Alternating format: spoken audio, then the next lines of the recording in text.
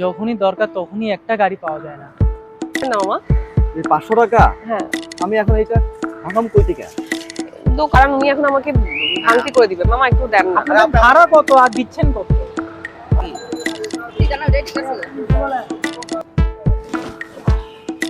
মামা তুমি একটু দাঁড়াও, হ্যাঁ আমি এই যে আসছি। একটু দাঁড়াও, হ্যাঁ একটু দাঁড়াও, আসছি।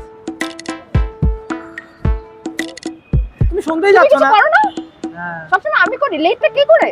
কতক্ষণ লেট করছো? তোমাকে বুঝতে হবে তো যে আরে ইদানিং তো গাড়ি পাওয়া যায় না, ট্রাফিকের অবস্থা থাকে, কতক্ষণ অনেক বসে প্রবলেম থাকে। থাকবো?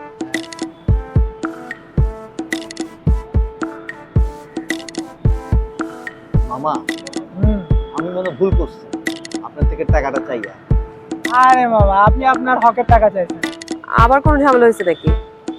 তুই আসবি তারপর বলবো। রাগ, আই তাড়াতাড়ি। মোবাইলে বলতে পারবো বলিস না। না, শোন না, আজকে সকালে 5 টাকা নিয়ে আমারও ঝামেলা হয়েছে। আচ্ছা তুই থাক, আমি আসতেছি।